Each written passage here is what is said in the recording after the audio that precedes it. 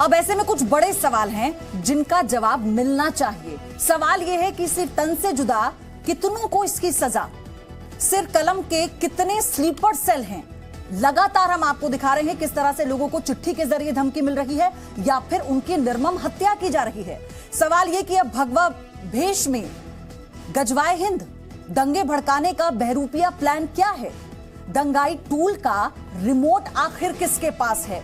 कौन है इसके पीछे? कौन कर रहा है इसकी स्क्रिप्टिंग? ये महत्वपूर्ण सवाल है।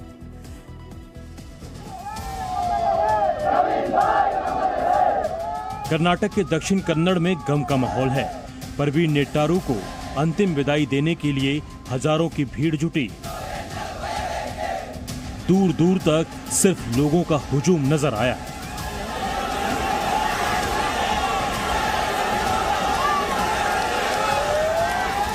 परवीन नेट्टारू की बेरहमी से की गई हत्या के बाद लोगों में जबरदस्त आक्रोश है।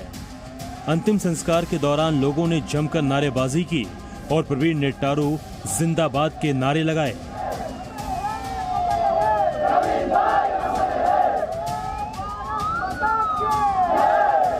दक्षिण कन्नड़ के बेलारे में गुस्साई भीड़ ने जमकर नारेबाजी की।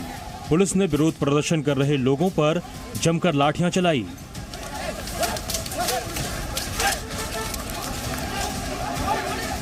उनतीस जून को परवीन ने कन्हैया के समर्थन में एक फेसबुक पोस्ट किया था। माना जा रहा है कि हत्या के पीछे ये फेसबुक पोस्ट ही वजह है। हत्या जिस तरीके से की गई उससे सवाल खड़े हो रहे हैं कि क्या इसके पीछे सिर तन से जुदा गैंग का हाथ तो नहीं है, क्योंकि गर्दन पर कुल्हाड़ी से वार कर परवीन की जान ली गई है।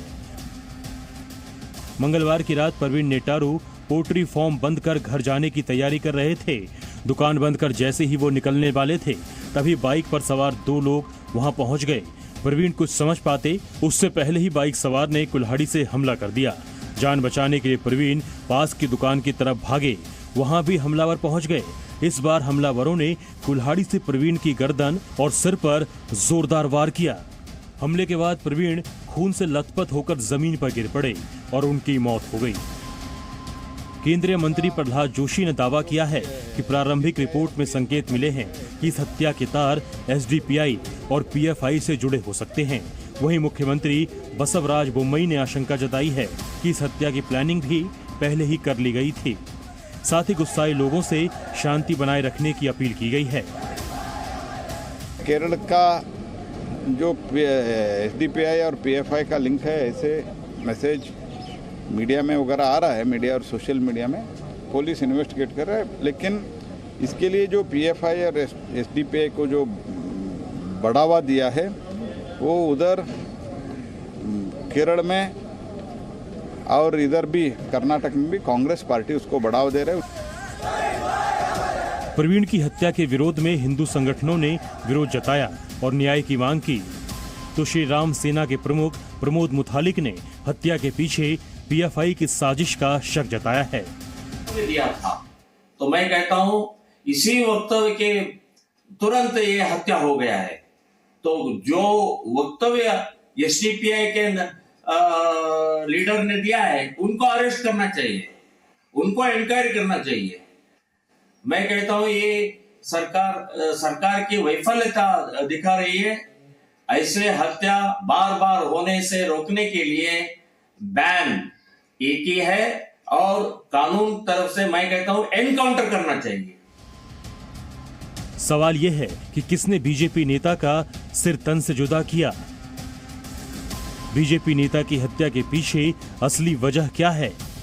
कर्नाटक के दक्षिण कन्नड़ जिले के बेलारे इलाके में तनाव है। बीजेपी कार्यकर्ता सड़क पर धरने पर बैठ गए हैं और हमें इंसाफ चाहिए के नारे लगा रहे हैं। दरअसल दक्षिण कन्नड़ जिले में बीजेपी युवा मोर्चा की जिला सचिव परवीन नेट्टारू की हत्या कर दी गई है।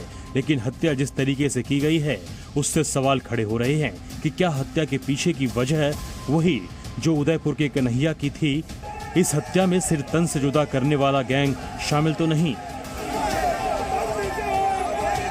पुलिस ने बेलारे थाने में अज्ञात व्यक्तियों के खिलाफ मामला दर्ज कर तफ्तीश शुरू कर दी है।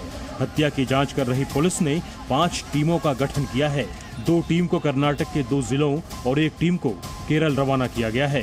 हत्या की क्या वजह है ये अभी साफ नहीं है। बीजेपी युवा मोर्चा के कार्यकर्ता के तौर पर प्रवीण काफी सक्रिय थे। दक्षिण कन्नड़ का इलाका काफी संवेदनशील माना जाता है। हिंदू संगठनों और पीएफआई के बीच यहां अक्सर हिंसक टकराव होते रहते हैं। जयपाल शर्मा, जी मीडिया।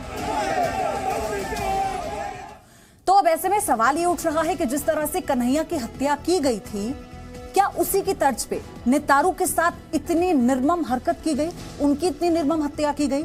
दुकान बंद करते वक्त हमला हुआ और कन्हैया के साथ भी यही हुआ था कि वो दुकान के अंदर थे जब उन पर हमला किया गया। इसी के साथ दो लोगों ने हमला किया और कन्हैया पर भी दोनों लोगों ने हमला किया था। अब आप देखिए कि साथ ही प्रवीण पर 2 बाइक सवारों ने हमला किया और बहाने से दुकान में घुसे थे कन्हैया लाल की हत्या करने के लिए दोनों आरोपी। और इसी के साथ कुल्हाड़ी से जानलेवा हमला किया और खंजर से कन्हैया पर हमला किया गया था। तो क्या ये समानताएं जो हम इसमें देख रहे हैं, क्या इनके तार आपस में जुड़े हो सकते हैं? गर्दन पर वार किया गया, प्रवीण की गर्दन पर ही कन्हैया लाल की वार किया गया था और हमलावर फरार हो गए। हमले के बाद भी कन्हैया लाल की हत्या के बाद हमलावर फरार हो गए थे। तो आप ये देखिए किस तरह से समानता है इन दोनों हत्याओं में।